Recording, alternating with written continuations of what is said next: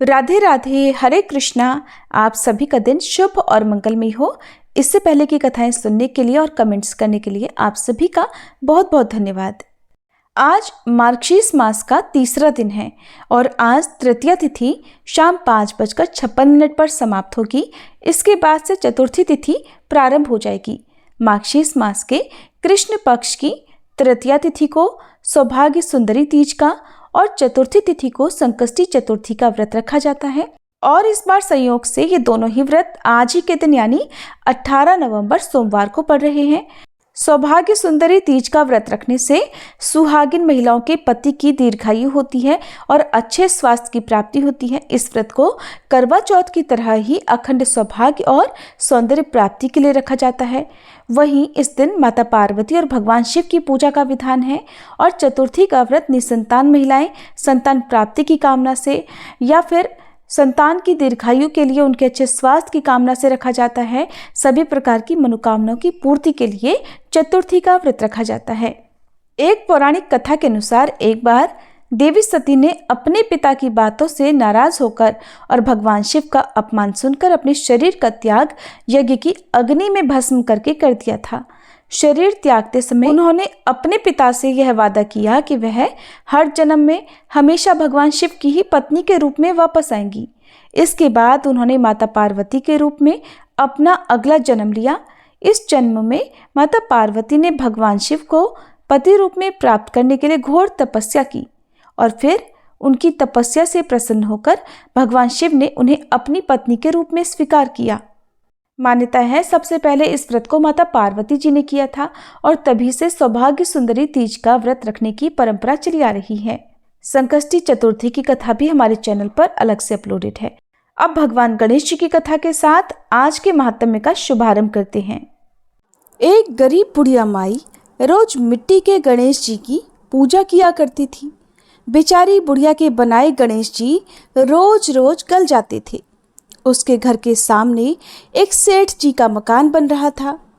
बुढ़िया माई सेठ जी के मकान पर जाकर मकान बनाने वाले कारीगर से बोली, भाई मेरे मिट्टी के बनाए गणेश जी रोज रोज गल जाते हैं, आप मेरी पूजा के लिए पत्थर से एक गणेश जी बना दो, आपकी बड़ी कृपा होगी। मकान बनाने वाला कारीगर बोला, माई जितनी देर में तुम्हारे लिए गणेश जी बनाएंगे उतनी देर में तो सेठ जी की दीवार पूरी कर देंगे। बुढ़िया माई ये सुनकर बहुत दुखी हुई और दुखी मन से ही अपने घर वापस आ गई। इधर दीवार पूरी करते करते कारीगर को शाम हो गई, लेकिन दीवार बनने से पहले ही टेढ़ी हो जाया करती। शाम को सेठ जी आए और पूछने लगे कि आज कुछ काम नहीं किया। तब मकान बनाने वाले कारीगर ने बुढ़िया माई वाली बात बता दी। तब सेठ जी ने बुढ़िया माई से जाकर कहा, माई तुम हमारी दीवार सीधी कर दो तो हम तुम्हें सोने के गणेश जी बनवा देंगे। गणेश जी ने ये सुनते ही सेठ जी की दीवार सीधी कर दी। सेठ जी ने बुढ़िया माई को पूजा के लिए सोने के गणेश जी बनवा कर दे दिए। गणेश जी को पाकर बुढ़िया माई बहुत प्रसन्न हुई। हे विनायक जी महाराज, जैसे सेठ जी की दीवार सीधी करी वैसे ही कहते सुनते और हुंकारा भरते सभी भक्तों के कार्य सिद्ध करना। बोलिए गणपति बप्पा की जय। अब सुनिए आज का महात्म्य। देवी पार्वती ने भगवान शिव से पूछा, हे प्रभु, अन्य कृतघ्नों को जिस जिस फल की प्राप्ति होती है उसके विषय में उन वेद वेदांग के पारंगत विद्वानों ने क्या कहा? तब श्री महेश्वर बोले, प्रिय राजेंद्र, सुयज्ञ के प्रश्न करने पर उन सभी मुनियों में महान ऋषि नारायण ने प्रवचन देना आरंभ कर दिया। नारायण ने कहा, हे भूपाल, जो अपनी या दूसरों की दी हुई ब्राह्मण वृत्ति का अपहरण करता है उसे कृतघ्न समझना चाहिए। उसे जो फल मिलता है अब उससे भी सुनो। जिनकी जीविका छिन जाती है उन ब्राह्मण के आंसुओं से धरती के जितने धूलकण भीगते हैं उतने सहस्त्र वर्षों तक वह शूल प्रोत नामक नरक में रहता है। दहकते हुए अंगार उसे खाने को मिलते हैं और औटाया हुआ मूत्र पीने को मिलता है। तपे हुए अंगारों की शैया पर उसे सोना पड़ता है। उठने का प्रयास करने पर यमराज के दूत उन्हें मारते पीटते हैं। उस नरक यातना के अंत में वह महापापी जीव भारतवर्ष में विष्ठा का कीड़ा हो जाता है। उस योनि में उसे देवता के वर्ष से 60,000 वर्षों तक रहना होता है। फिर वह मानव भूमिहीन, संतानहीन, दरिद्र, रोगी और निंदनीय शूद्र हो जाता है। उसके बाद उसकी शुद्धि हो पाती है। नारद जी बोले, जो नराधम अपनी या फिर पराई कीर्ति का हनन करता है वह कृतघ्न कहा जाता है। अब उसको मिलने वाले फल का वर्णन सुनो। नरेश्वर, वह अत्यंत दीर्घ काल तक अंधकूप नामक नरक में निवास करता है। उसमें सरौते जैसे कीड़े उसे सदा काटते और खाते रहते हैं। वह पापी वहां तपाया हुआ खारा पानी पीता और खाता है। फिर 7 जन्मों तक सांप और 5 जन्मों तक कौवा होने के बाद वह शूद्र होता है। देवल ने कहा, जो भारतवर्ष में ब्राह्मण, गुरु अथवा देवताओं के धन का अपहरण करता है उसे महान पापी और कृतघ्न समझना चाहिए। वह बहुत लंबे समय तक अवटोद नामक नरक में निवास करता है। वह फिर शराबी और शूद्र होता है। उसके बाद उसकी शुद्धि होती है। जयगिद्धव्य बोले, जो पिता, माता या फिर गुरु के प्रति भक्ति से हीन होकर उनका पालन नहीं करता, उल्टे अपनी वाणी, अपनी बोली के द्वारा उन्हें परेशान करता है, उन्हें सताता है, उसे कृतघ्न कहा गया है। जो कुलटा नारी हर दिन अपने कड़वे वचनों द्वारा अपने पति को ताने मारती या फटकारती है वह कृतघ्नी कही गई है। भारतवर्ष में तो वह बहुत बड़ी पापिनी है। कृतघ्न पुरुष हो या स्त्री, दोनों वहनी कुंड नामक महाघोर नरक में जा पड़ते हैं। वहां बहुत लंबे समय तक वे अग्नि में ही वास करते हैं। फिर 7 जन्मों तक जलों का अर्थात जौक बनकर वह शुद्ध हो पाते हैं। वाल्मीकि ने कहा, हे राजन, जैसे सभी तरुओं में सर्वत्र वृक्षत्व है, कहीं भी वृक्षत्व का त्याग नहीं है, उसी तरह सभी पापों में कृतघ्नता सबसे बड़ा पाप है। जो काम, क्रोध और भय के कारण झूठी गवाही देता है, सभा में वह पक्षपात पूर्ण बात करता है, वह सबसे बड़ा कृतघ्न माना गया है। राजन, जो पुण्य मात्र का हनन करता है वह भी कृतघ्न है। राजन, जो भारतवर्ष में झूठी गवाही देता या पक्षपात पूर्ण बात करता है वह निश्चय ही बहुत लंबे समय तक सर्पकुंड में वास करता है। सदा उसके शरीर में सांप लिपटे रहते हैं, वह डरा रहता है और सांप उसे खाते रहते हैं। यमदूतों की मार पड़ने पर वह सांपों का मलमूत्र खाने को विवश हो जाता है। फिर भारत में 7 जन्मों तक वह अपनी 7 पीढ़ी के पूर्वजों सहित गिरगिट और मेढक बनता है। उसके बाद विशाल वन में सेमल का वृक्ष बनता है। फिर गूंगा मनुष्य और शूद्र होकर वह शुद्धि लाभ करता है। आस्तिक मुनि बोले, गुरु पत्नी गमन करने पर मानव मात्रगामी समझा जाता है। मात्र गमन करने पर मनुष्यों के लिए प्रायश्चित नहीं मिलता। राजन, भारतवर्ष में मात्रगामी पुरुषों को जो दोष प्राप्त होता है वह शूद्रों को ब्राह्मणी के साथ समागम करने पर लगता है। अगर ब्राह्मणी शूद्र के साथ संबंध बनाए तो उसे भी उतना ही दोष लगता है। कन्या, पुत्रवधू, सास, गर्भवती भौजाई और भगिनी के साथ समागम करने पर भी वैसा ही दोष लगता है। राजन, अब ब्रह्मा जी के बताए अनुसार दोष का निरूपण भी करूंगा। सुनो, जो महापापी मानव इन सब के साथ संबंध बनाता है वह जीते जी ही मृतक के समान हो जाता है, चांडाल और अछूत माना जाता है। उसे सूर्य मंडल के दर्शन का भी अधिकार नहीं।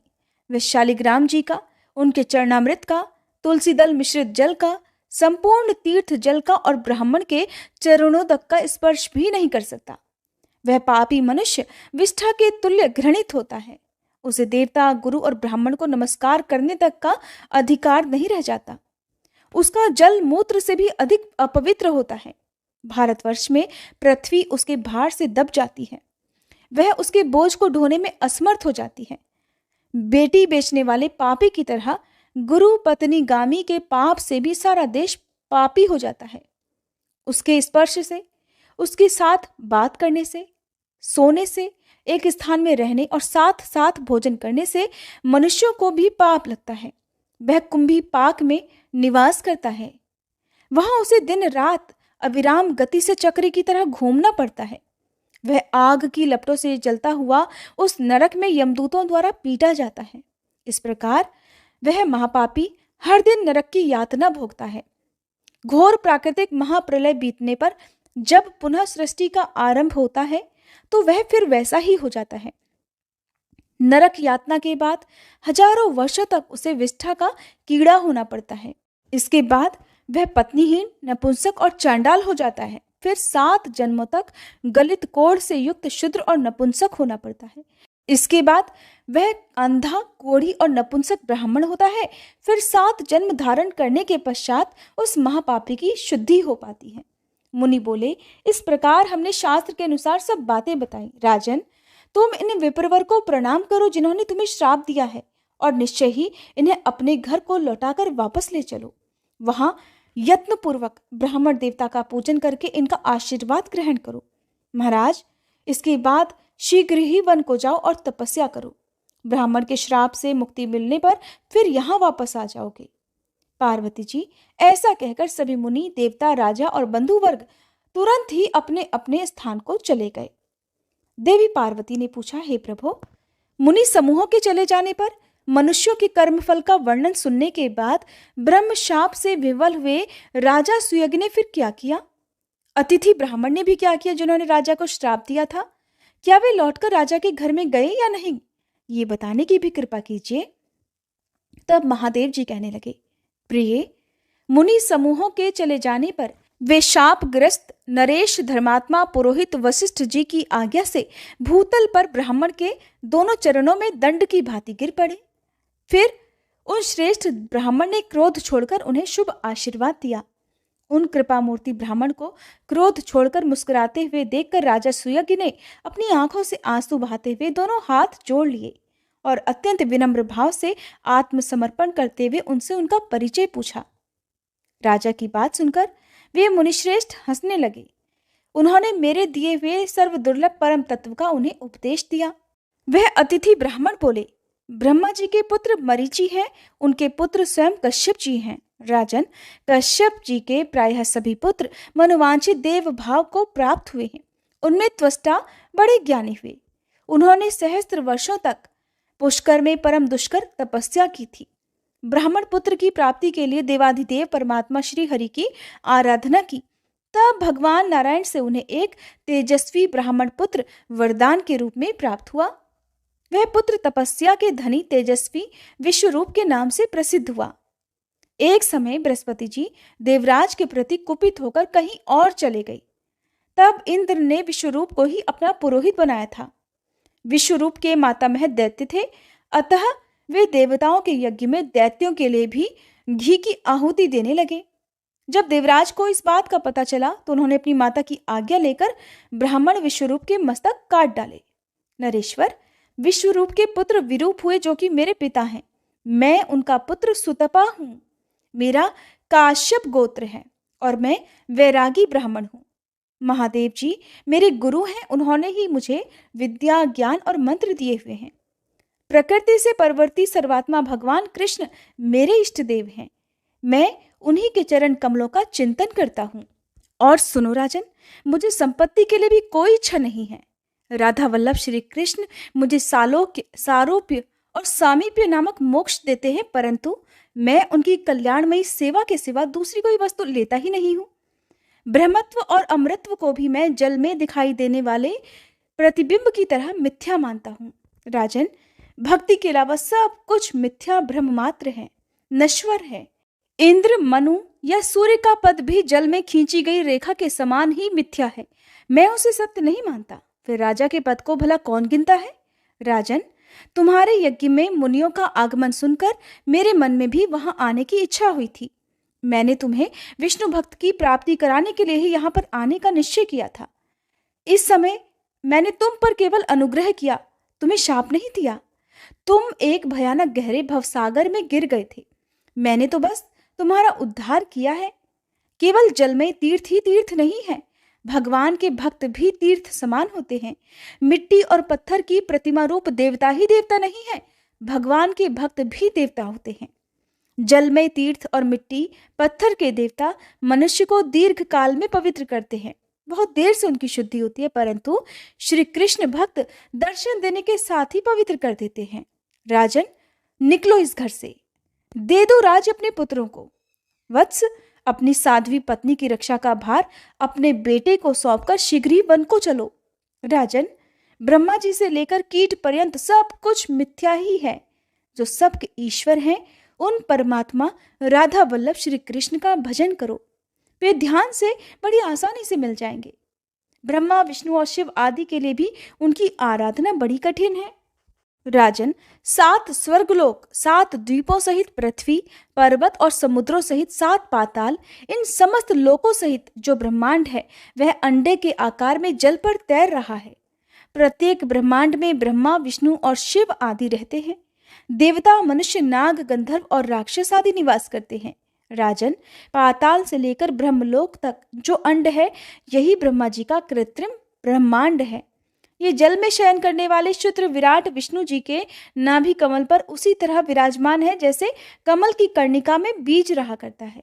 इस प्रकार सुविस्तृत जल शैया पर शयन करने वाले वे प्राकृत महायोगी क्षुद्र विराट विष्णु भी प्रकृति से परवर्ती ईश्वर, सर्वात्मा, कालेश्वर श्री कृष्ण का ही ध्यान करते हैं।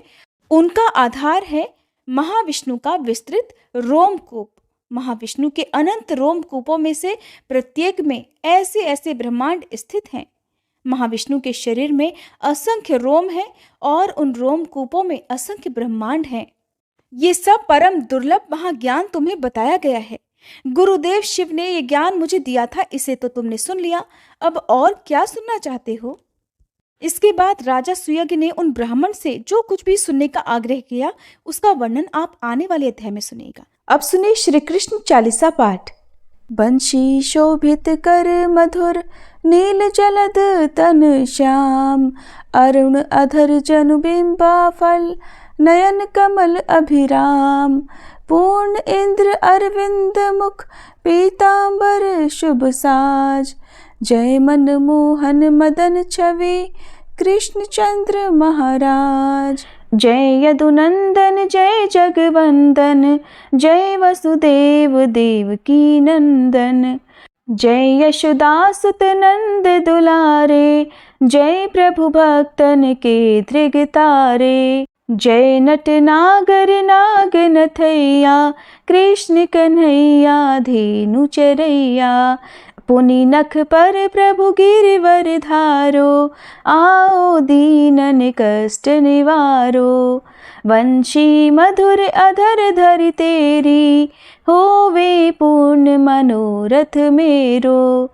आओ हरि पुनि माखन चाखो, आज लाज भारत की राखो, गोल कपोल चिबुक अरुणारे, मृदु मुस्कान मोहिनी डारे, रंजित राजीव नयन विशाला, मोर मुकुट वैजंती माला, कुंडल श्रवण पीत पट आछे, कटी किंकणिका छन काछे, नील जलज सुंदर तन सोहे, छवि लखि सुर नर मुनि मन मोहे, मस्तक तिलक अलक घुंघराले, आओ कृष्ण बांसुरी वाले, करी पय पान पूत नहीं तार्यो, अका बका कागा सुर मार्यो, मधुवन जलत अग्नि जब ज्वाला, भय शीतल लखि तहि नंद लाला, सुरपति जब ब्रज चढ़ियो रिसाई, मसूर धार वारी वर्षाई, लगत लगत ब्रज चहन बहायो, गोवर्धन नख धारी बचायो, लखि यशोदा मन भ्रम अधिकाई, मुख मह 14 भुवन दिखाई, दुष्ट कंस अति उधम मचायो, कोटि कमल जब फूल मंगायो, नाथी काली यही तब तुम लीन्हे, चरण चिन्ह दे निर्भय कीन्हे, करी गोपिन संग रास विलासा, सबकी पूरण करी अभिलाषा, केतिक मह असुर संग हार्यो, कंस ही केस पकड़ दे मार्यो, मात पिता की बंदी छुड़ाई, उगर सेन कह राज दिलाई, मही से मृतक छह सुत लायो,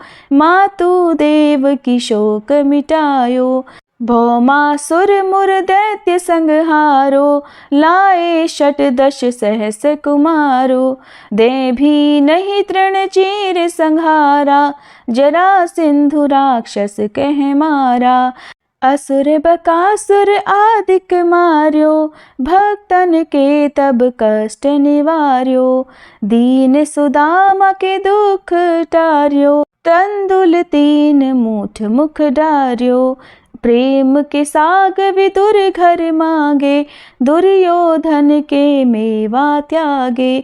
लखी प्रेम की महिमा भारी, ऐसे श्याम दीन हितकारी। भारत के पारथ रथ हाके, लिए चक्र कर नहीं बल ताके। निज गीता के ज्ञान सुनाए, भक्तन हृदय सुधा वर्षाए। मीरा थी ऐसी मत वाली, विष पी गई बजा कर ताली। राणा भेजा सांप पिटारी, शालिग्राम बने बनवारी। निज माया तुम विधि दिखायो, उरते संशय सकल मिटायो। तब शत निंदा करि तत्काला, जीवन मुक्त भयो शिशुपाला। जब ही द्रौपदी टेर लगाई, दीनानाथ लाज अब जाई। तुरत ही वसन बने नंदलाला, बढ़े चीर भय अरि मुँह काला। असनाथ के नाथ कन्हैया, डूबत भंवर बचावत नैया। सुंदर दास आस उरधारी, दया दृष्टि की जय बनवारी। नाथ सकल मम कुमति निवारो, क्षमहु बेगी अपराध हमारो। खोलो पट अब दर्शन दीजे, बोलो कृष्ण कन्हैया की जय। बोलो कृष्ण कन्हैया की जय, बोलो कृष्ण कन्हैया की जय। ये चालीसा कृष्ण का पाठ करे उरधारी, अष्ट सिद्धि नवनिधि फल लहे पदार्थ चारी। बोलो श्री कृष्ण भगवान की जय।